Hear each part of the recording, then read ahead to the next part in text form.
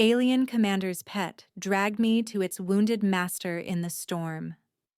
On the storm-lashed plains of Meridia, the rain was more like shrapnel than water.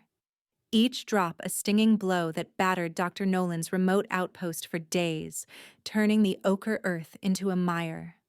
Within the reinforced walls of his med shelter, Nolan found a fragile sanctuary, the hum of old machinery and the scent of antiseptic, a shield against the regrets of his past as a trauma surgeon.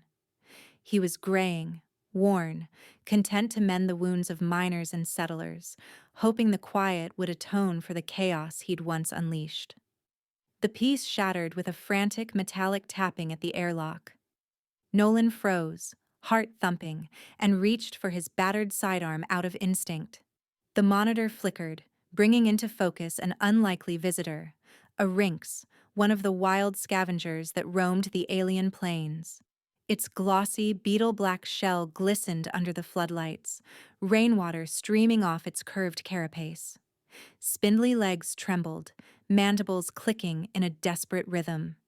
It pressed itself to the threshold, not threatening, but pleading. Nolan muttered, "You've got to be kidding," and flicked the safety off. But as the Rynx stared up at the camera, its multifaceted eyes filled with terror. Something inside him softened. His oath as a healer gnawed at him, stronger than self-preservation. With a sigh, he shrugged into his raincoat, holstered his sidearm, and punched the airlock controls. The door opened with a shudder. The Rynx bolted inside, then whirled, chittering anxiously, urging him to follow. Nolan hesitated only a moment before stepping out into the storm. The wind howled, slamming sheets of rain against his face, stinging and cold. He squinted through the torrent as the Rynx led him, half running, half sliding down a muddy ravine slicked crimson with iron-rich water. He stumbled, boots sinking deep into the muck. Lightning flashed, illuminating the form that lay half-buried at the bottom, a tall woman, limbs sprawled, suit torn and soaked. Her skin was a luminous green, stark against the silt, wild violet hair plastered to her face and tangled with debris. A sleek prosthetic leg gleamed beneath the grime. The Rynx skittered to her side, nudging her limp hand with frantic clicks. Nolan recognized her instantly. Soraya, the infamous commander whose reputation haunted Terran nightmares, merciless, cunning, unyielding. Now she was broken, armor shattered, a jagged shard of black crystal lodged deep in her side. Blood, her blood, a shade darker than Terran, pooled in the muddy water. His breath caught. He knelt, fingers probing for a pulse.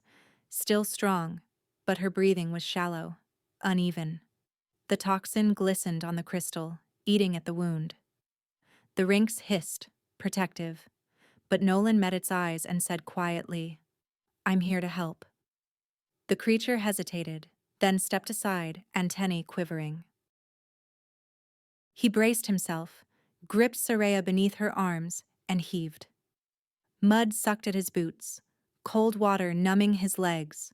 She was heavier than she looked, muscle and armor both. The Rynx danced beside him, eyes darting, every movement urgent. By the time he dragged Soraya up the ravine, Nolan's arms ached, his chest heaving with the effort. Inside, the med shelter seemed smaller than ever. He dumped his raincoat, powered up the surgical array, and eased Soraya onto the table. Her suit was fused in places, the wound oozing a strange iridescent ichor. Nolan stripped away her armor, hands gentle but efficient. The Rynx pressed close, its mandibles clacking, but Nolan kept his voice low and steady. "Easy, friend. I need to get to the wound." He activated the scanner. The display confirmed his fears. The crystal's toxin was eating through tissue, and Soraya's nanotech, her own body's defenders, was only accelerating the destruction. If he didn't act fast, she'd be dead within hours. He prepped the instruments, hands steady despite the adrenaline surging through him. The Rynx reared back, hissing, but Nolan stared it down. You want her to live? Let me work. The creature hesitated, then settled beside the table, eyes fixed on Soraya. Nolan disabled her med implant with a deft flick, silencing its frantic alarms. He clamped the damaged vessels, sliced away necrotic tissue, and carefully worked the crystal free. It sizzled as it hit the tray. Halfway through, Soraya's eyes snapped open, blazing gold, fierce and full of pain. Her hand shot up, seizing his wrist in an iron grip. "Don't touch me, Taryn," she snarled, her voice hoarse and raw. Nolan didn't flinch. He met her gaze, unblinking. "You'll die if I stop. Let me help." Her fingers dug into his skin, searching for weakness. But as she looked into his eyes, something shifted.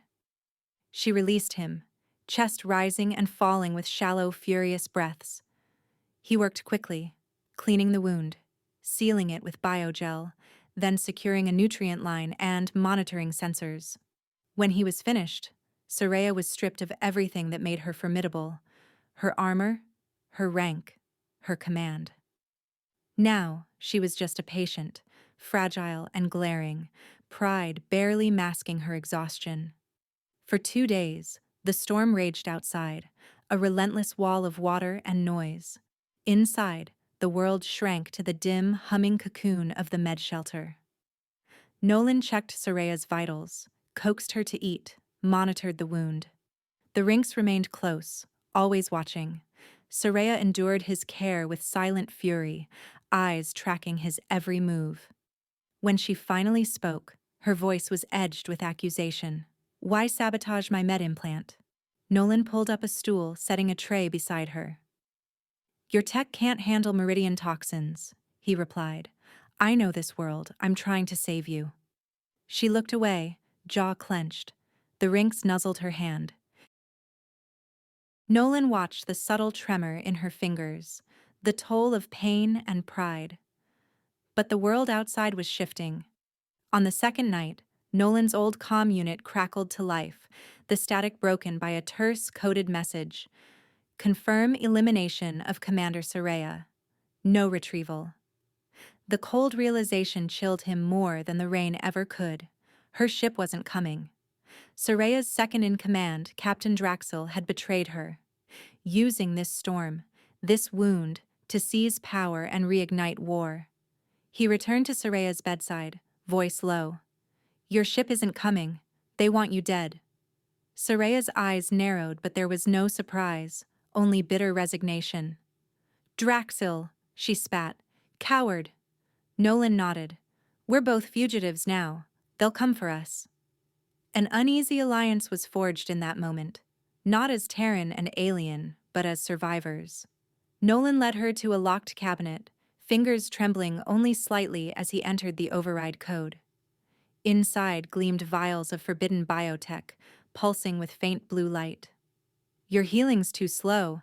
I can speed it up, but it means gene splicing," Nolan said. "My people called it blasphemy. Yours might too." Soraya regarded him, desperation flickering in her golden gaze. She set her jaw, nodded once. "Do it," she whispered. So together, in the heart of the storm, they stepped across a line neither could ever return from, bound now not by war, but by the desperate hope of survival. The Rinks, ever alert, sensed danger first. It stiffened near the med shelter's sealed hatch, antennae flaring, the soft hum of its warning vibrato cutting through the hum of old machinery. Nolan, midway through recalibrating a med drone, stilled. He'd learned to trust the Rinks' instincts. Creatures like that survived in Meridia's wilds for a reason. He moved to the control panel and killed the lights with a swipe, plunging the shelter into darkness relieved only by the flicker of emergency diodes. On the thermal monitor, 3 distinct heat signatures detached from the underbelly of a sleek patrol craft, slicing through the storm in a disciplined V formation. They fanned out as they hit the mud, vanishing into the chaos of rain and shadow. The hunt had begun. Soraya, no longer a ghost on the edge of death, moved quietly behind him. She wore one of Nolan's shirts, the hem brushing the top of her prosthetic. Her wound had faded to a swirling marbled blend of green and blue, a mark of Nolan's forbidden gene splicing, strange and beautiful. She joined him at the monitor, eyes narrowed. They'll be invisible to sensors. Draxel's elites use skin veil tech and heat bafflers. We can't rely on the usual perimeter alarms. Nolan's mouth tightened as old instincts kicked in. He opened a weapons locker, pulling on his battered combat vest with practiced speed, then checked the charge on his pulse carbine. The rain hammered harder against the shelter, thunder booming overhead. The storm was both shield and threat. "We fight to survive," he said quietly. "Forget your code. They want you dead. And they know I helped you. No one's coming to save us." Soraya's lips twisted into a wry smile, pain and pride mingling in her gaze. "I forgot the luxury of mercy a long time ago, Doctor." He outlined his plan. Fast, clinical, born from the chaos of battlefields far from Meridia. "The mud out there is unstable. The storm will cover our movements and muffle noise. We'll map escape routes, seed the soft ground with pressure mines.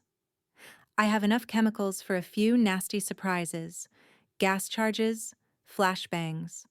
I'll rig the air system too. If they breach, we hit them with a mix of anesthetic and meridian toxins. Their rebreathers won't protect them from everything." Soraya listened, then nodded, stepping into the role of co-strategist. "I can move now, thanks to you. Let's not waste it. If Draxel's sending hunters, he's watching from orbit. We need to make this look like a lost cause for him." They moved as one, adrenaline sharpening every movement. Soraya limped but kept pace, her eyes sweeping corridors, noting lines of sight, bottlenecks, and blind spots. Nolan directed her to the storage bay where they dug out pressure mines and old chemical canisters. He caught her watching him as he unscrewed the back panel of a supply crate and extracted a roll of nanowire. "You've done this before," she said, her voice low, curious. Nolan flashed a grim smile. "I was a field medic. The kind who patched up wounds while under fire, and sometimes laid traps while everyone else bled." She raised a brow, half admiring, half wary. "You Terrans are always full of surprises." They worked in tight quarters, hands brushing as they laid lines of wire or bent over the improvised detonators. Sparks of tension flared between them, charged, volatile. Soraya reached across Nolan's shoulder for a pressure mine, her fingers grazing the nape of his neck. He shivered, caught her gaze, and for a moment the world narrowed to just the two of them, the storm outside, a distant drumbeat. Later, as Nolan calibrated a chemical dispersal pod, the lights flickered and died. Darkness swallowed the shelter, save for the dim glow of Soraya's gold eyes. He heard her breath hitch, sensed her disorientation. Her hand found his, cold, trembling, fingers gripping tight. He squeezed back, grounding her, and in that moment something wordless passed between them. When the backup lights hummed to life, her hand lingered in his, warm and sure. They navigated the labyrinth of crates and makeshift barricades, double-checking their work. At the main console, Soraya bent to examine the air system schematics. "You could weaponize this," she murmured, fingers flying over the controls. "Anesthetic in one chamber, toxin in the next. If they rely on rebreathers, their scrubbers will fail after a few minutes." Nolan nodded. "We only get one shot." "When you hear the hiss, mask up." He handed her a battered respirator. Their fingers brushed. This time, neither of them looked away. In the supply corridor, the Rinks chittered, pacing anxiously. Soraya knelt and stroked its armored back. "You're right, little one. Nowhere is safe tonight." She straightened, her jaw set. "Let's finish this." As they worked side by side, urgency mingled with a strange intimacy. The lines between healer and warrior, between Terran and alien, began to blur. Once, as Nolan handed her a scanner, his fingers curled around hers, holding just a second too long. Soraya's eyes flickered up, uncertainty warring with something softer. "You saved my life, Nolan," she whispered, voice barely audible over the storm's howl. "That's not something I forget." He stepped closer, his hand cupping her face, thumb brushing a stray lock of violet hair from her cheek. "You're more than just a patient to me now." She leaned in, breath mingling with his. The kiss was sudden, fierce, a clash of hope and defiance, mouths hungry and desperate. Soraya's hands tangled in his shirt, pulling him close, her body warm against his. Nolan pressed her back against a rack of med supplies, one hand splayed at her hip, the other at her jaw. The world narrowed to the heat of her skin, the taste of rain and blood and survival. When they finally parted, the air between them crackled with new electricity. Soraya rested her forehead against his, her golden eyes luminous. "Whatever happens," she murmured, "we face it together." They finished setting the last of the traps in silence, the bond between them sealed. Nolan checked the pulse carbine's charge while Soraya rigged the final pressure mine near the main hatch. The Rinks perched on a crate, watching with bright, anxious eyes. Night fell hard, the world outside drowned in blackness and the ceaseless roar of rain. Nolan checked the monitor. 3 blips moved steadily closer, their patterns cautious but relentless. He whispered, "Positions." And they melted into the shadows. The first hunter triggered a mine near the generator shed. A muffled boom shook the walls, followed by a choked scream. The second was quicker, darting along the blind side of the shelter, only to stumble into a chemical charge that burst in a plume of blue mist. Through the slit of a window, Soraya watched the silhouette stagger, convulse, and fall. The third was the clever one. He bypassed traps, cutting through a maintenance conduit, emerging at the airlock. Nolan waited, breath held, as the faint hiss of the air system signaled his cue. He flicked the dispersal switch. Outside, the final assailant's mask fogged, his movements slowing as the neurotoxin did its work. He collapsed in a twitching heap at the threshold. Nolan and Soraya emerged, rifles raised, the storm washing over them. Lightning flashed, illuminating the fallen hunters, faces obscured behind mirrored visors, bodies sprawled in the mud. Soraya checked pulses, nodded. "They'll live. Barely." Nolan disarmed their weapons and dragged them clear of the entrance. Soraya stood at his side, her shirt plastered to her skin, wound still glowing with unnatural color. The Rinks darted between them, chittering, then froze, antennae quivering. Above, the clouds split with a new roar. Draxel's shuttle descended, floodlights slicing through the darkness, engines screaming against the wind. The real threat had arrived. Nolan and Soraya braced themselves, side by side, united by more than desperation now, ready for whatever the storm and Draxel would bring. Draxel, resplendent in ceremonial armor, strode from his craft, energy blade drawn, disdain twisting his features. The plating of his uniform gleamed under the shuttle's floodlights, silver and obsidian, etched with the sigils of Varellan heritage. Rain slicked off the angular edges as he advanced, his every step measured, predatory. He surveyed the devastation around the outpost, bodies of his own hunters sprawled in the mud, smoke curling from ruptured traps, the battered med shelter behind the Terran and the traitor at his feet. "You've forgotten what it means to be Varellan," he sneered, voice amplified by the helm's vox. The words dripped contempt. "We are not scavengers, Soraya. We do not beg for mercy from Terrans or defile ourselves with their blasphemies." The Rinks, wounded but defiant, lunged at Draxel, mandibles snapping. He barely glanced down. One casual sweep of his armored gauntlet sent the creature tumbling through the mud with a plaintive whimper. Nolan scrambled after it, shouting its name, but Draxel's attention never wavered from Soraya. Soraya stepped forward, gripping a Terran pulse rifle, the muzzle trained squarely on Draxel's chest. The simple act was a declaration. She broke every Varellan taboo in that instant, wielding enemy tech, standing her ground in battered Terran clothes, hair tangled and wound still fresh at her side. Draxel sneered, circling. "You would point that toy at me? You disgrace your blood, Soraya. Lay down your arms. Face your end with honor." She shook her head, jaw set. "I face you as I am, alive, thanks to this world and the man you tried to have killed. Your honor is a lie, Draxel. Your command is built on betrayal." He snarled, eyes blazing behind his visor.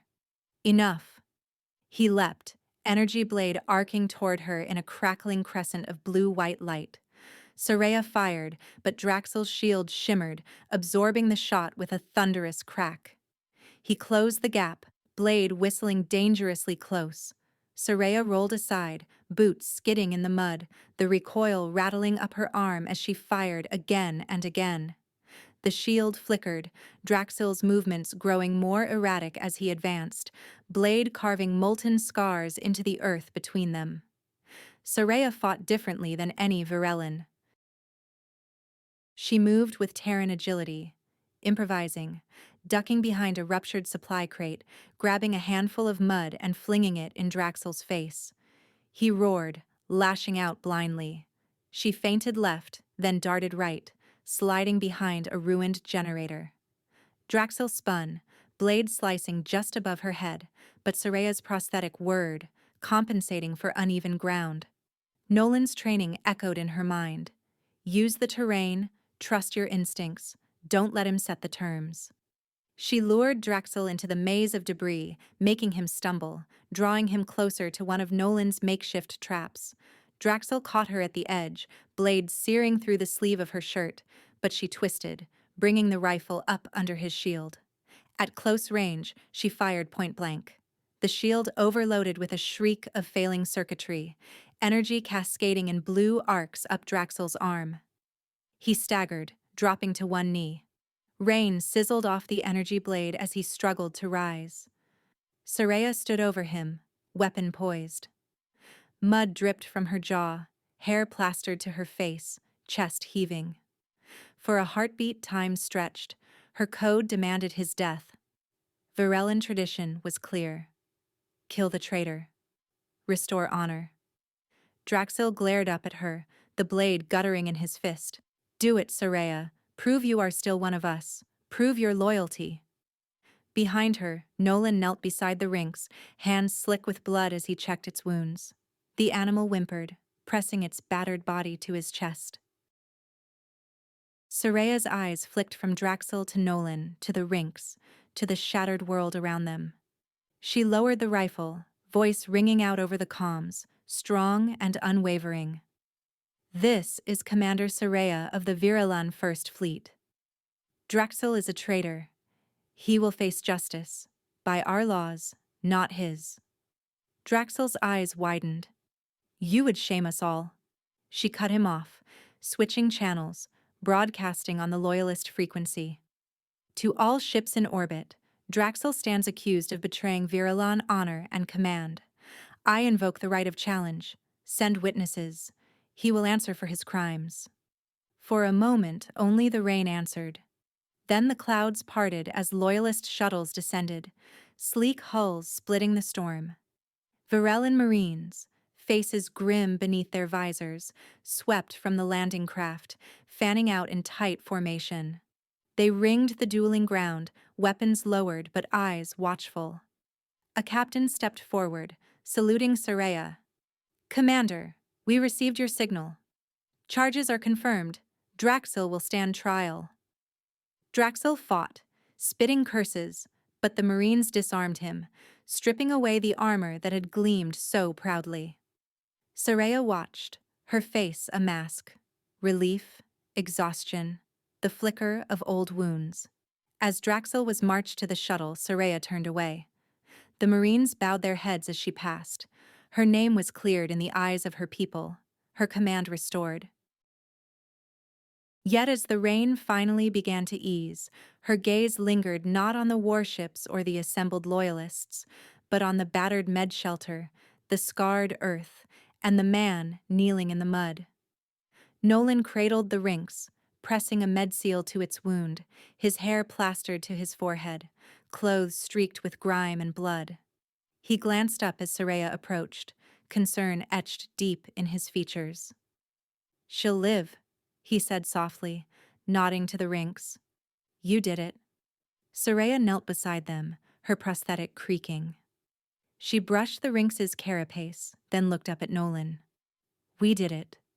Thunder rumbled in the distance, softer now, as if the storm itself was spent. Loyalist Marines waited for Soraya's next order, but she shook her head, signaling them to stand down. One of the Marines approached, saluting.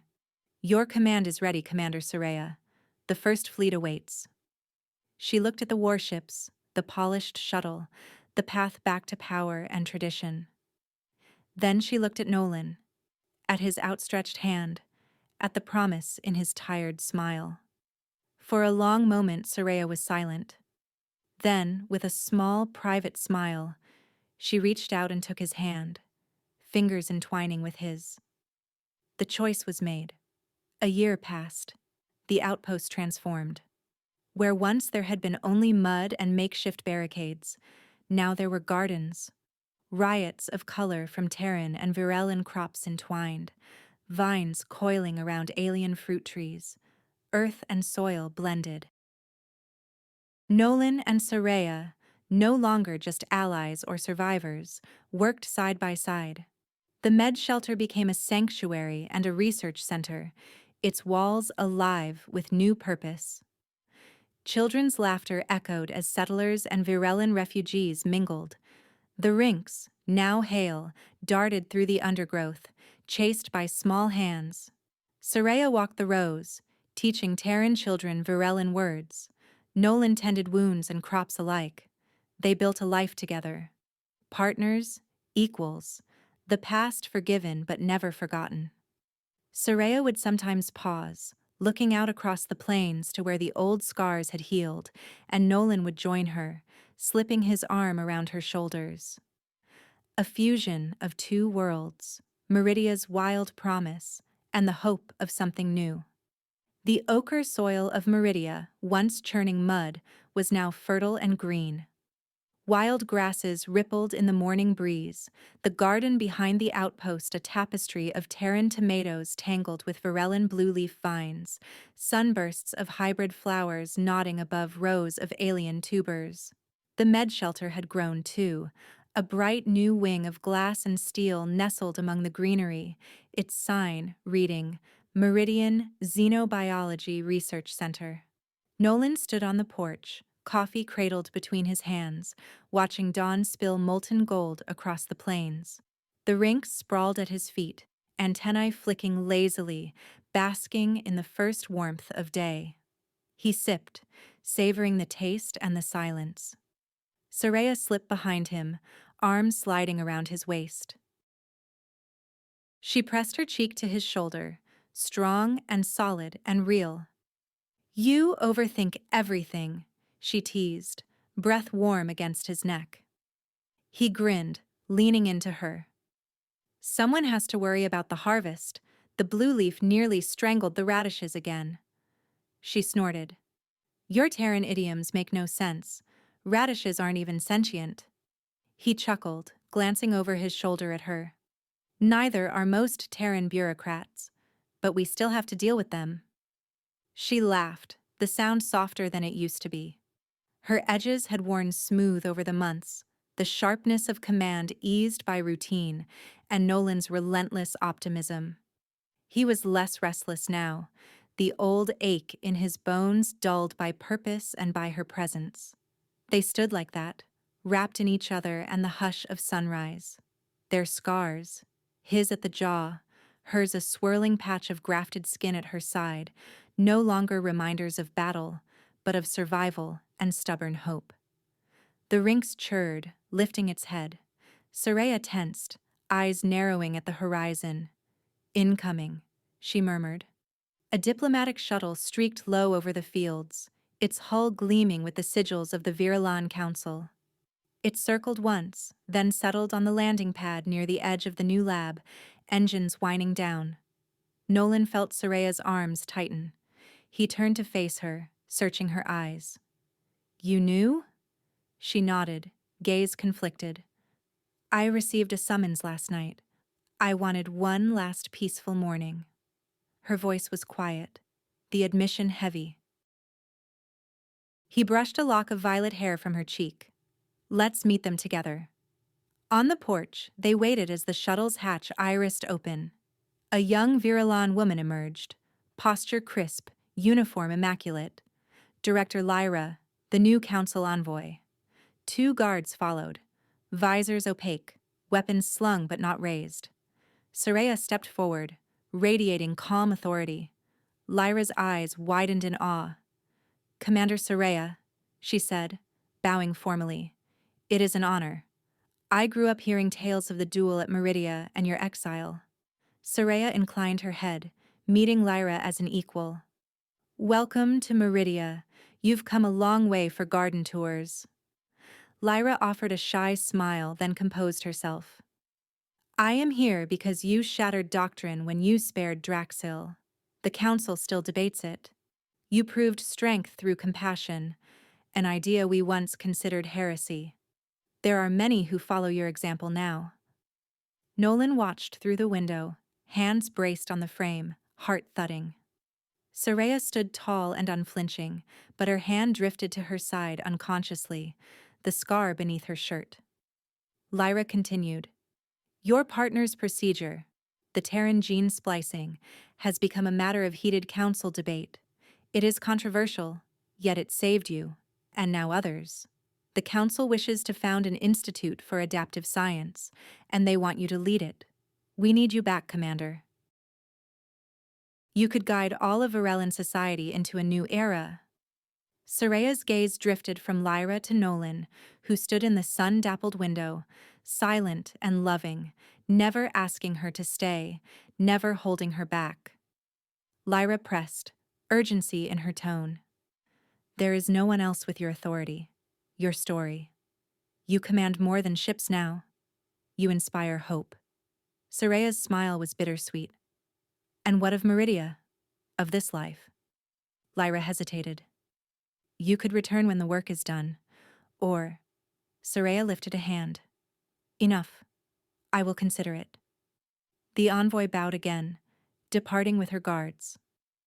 Soraya remained on the porch, staring at the horizon, shoulders squared beneath the weight of impossible choices. That evening, the outpost was quiet. Dinner was a silent affair. Nolan roasted tubers, Soraya picked at her plate, her thoughts far away. The Rinks curled in the corner, sensing the heaviness in the room. Rain pattered against the roof, gentle and persistent. Afterwards, Nolan rose, cleared the dishes, then paused. He crossed to her, holding out his hand. "Walk with me?" She took it, letting him lead her outside. The garden was silvered under Meridia's twin moons, shadows stretching across the path. Nolan stopped at the edge of the blue leaf beds, gazing up at the sky, then back at Soraya. He spoke softly, but his words carried the weight of truth. "You should accept, Soraya. You could change everything for your people, for all of us." "If you want to go, I'll be proud." She searched his face, seeing the pain he tried to hide. "And what of us?" He managed a small smile. "You don't owe me anything, but I love you. That's all I know." She lifted his hand, tracing the old scars on his knuckles. "When I woke in your shelter, I had nothing. I was a weapon without a cause. You gave me purpose, taught me abundance, gave me a home. My loyalty is to what matters, to who matters." She placed his palm over the graft on her side, letting him feel the living proof of their survival. "This is my most honorable scar. My place is here." He pulled her into his arms, voice breaking with emotion. "I love you." She smiled, fierce and tender, tears shimmering in her golden eyes. A strange Terran sentiment. I cherish it. They stood beneath the twin moons holding each other, the future uncertain but the moment perfect. Two survivors, two worlds, entwined at last. The next morning, Soraya met with Lyra again. The air was cool and bright, the scent of dew and alien blossoms drifting through the open doors of the outpost. Lyra stood on the porch, posture crisp but uncertainty flickering in her violet eyes as Soraya approached, her stride purposeful, every inch the commander who had once led fleets. Soraya wasted no time with pleasantries. I accept the council's offer, she declared, her voice clear and steady. But I will not return to Varel. This outpost will be the new headquarters. Dr. Nolan will be my chief advisor. Send your best here to learn. For a moment, Lyra only stared. The idea, a council's seat of power on a frontier world, a Terran named as chief advisor, was unthinkable by every rule and tradition. Lyra's mouth opened, closed, her mind visibly racing through centuries of protocol being rewritten in a heartbeat. Commander, Lyra managed, searching for the proper objection. Meridia is far from the Council's reach. It is untamed. The Council never considered. Soraya's eyes flashed, not with anger, but with the certainty that had once commanded legions. That is why it must be here. Meridia changed everything. This soil, these people, Terran and Virelin, learned to survive together. The future must be built in the place where the old world broke, and a new one began. Lyra hesitated, gaze drifting to Nolan, who lingered at the doorway, silent but unafraid. And Dr. Nolan? You would have a Terran advise the council? Soraya's reply was iron. He is more than a Terran. He is a healer, a teacher, a survivor. He saved me and showed us all that adaptation, not tradition, is the path forward. If the council will not come to Meridia, then it does not truly seek change. Lyra bowed her head, acceptance dawning as hope flickered in her eyes. Very well, Commander. I will return to the council. I believe they will listen, especially when they see the work you do here. Soraya inclined her head, the briefest smile breaking through her composure. Tell them to send their best. Virelin discipline and Terran innovation, let that be our doctrine. The Institute will be born in the mud and hope of Meridia, not in the marble halls of Virel. Lyra bowed again, this time with true respect, then departed down the garden path, her guards following in silent awe. After Lyra's shuttle vanished into the blue morning, Nolan came to Soraya's side on the porch.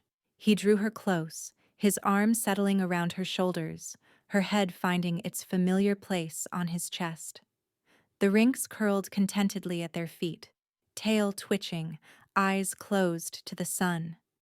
They gazed together at the endless plains, their improbable home, feeling the weight of what they had begun.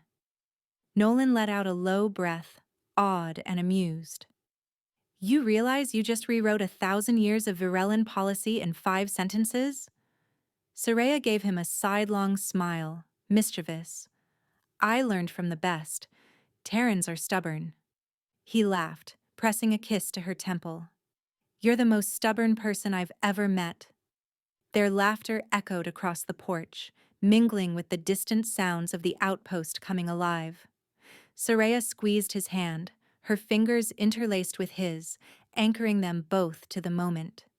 Inside, the transformation had already begun.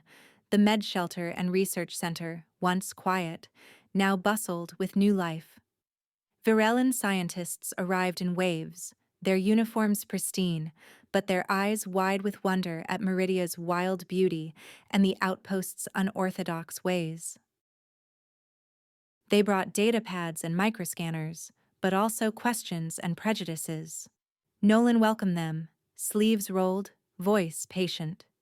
He led workshops in the lab, demonstrating the subtle art of gene splicing with meridian flora, explaining how Terran medicine could be adapted to Varellan physiology. Some scoffed at first, but curiosity won out over skepticism as they saw the results. The rapid healing, the thriving crops, the impossible hybrids growing in the garden. Soraya was everywhere, mediating debates in the conference room, leading expeditions into the wild to catalog new species, her voice ringing with command yet softened by humor. She insisted on shared meals, Terran and Virelon traditions mingling at long tables beneath the stars. Old rivals became colleagues, their differences blurring as laughter and discovery replaced suspicion. One afternoon, a Virellan scholar cornered Nolan beside a tank of bioluminescent algae. "Dr. Nolan, your methods defy centuries of doctrine. Why risk it?" He smiled, glancing at Soraya across the room. "Because survival is only the beginning. To thrive, you have to risk hope, and sometimes, the impossible." Word spread across Meridia and beyond. The Institute was unlike anything the galaxy had seen. Data flowed in every direction, new cures, new crops, new ideas. The old barriers, language, genetics, custom, fell away, replaced by a relentless drive to understand and adapt. Soraya's reputation grew, her old title of commander now a foundation for peace. Her name became synonymous with vision and strength, not the iron will of war, but the quiet power of unity. She led by example, her own story woven into every lesson, every breakthrough. Children from both worlds listened in awe to tales of the muddy ravine where a wounded commander and an exiled Terran doctor changed the course of history. Nolan, once a man in self-imposed exile, found his purpose expanded. He became healer, teacher, and partner to more than Soraya. He was the heart of the Institute, the steady presence who welcomed every frightened newcomer, who soothed both physical and cultural wounds. The Rinks became the Institute's unofficial mascot, leading visitors on tours of the gardens, occasionally stealing someone's lunch.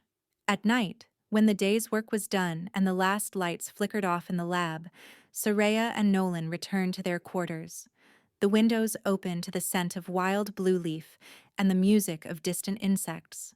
They would lie together, scars entwined, Soraya's hand always finding his in the dark. Some nights, they spoke quietly of the past, the storm, the duel, the moment mercy had changed everything.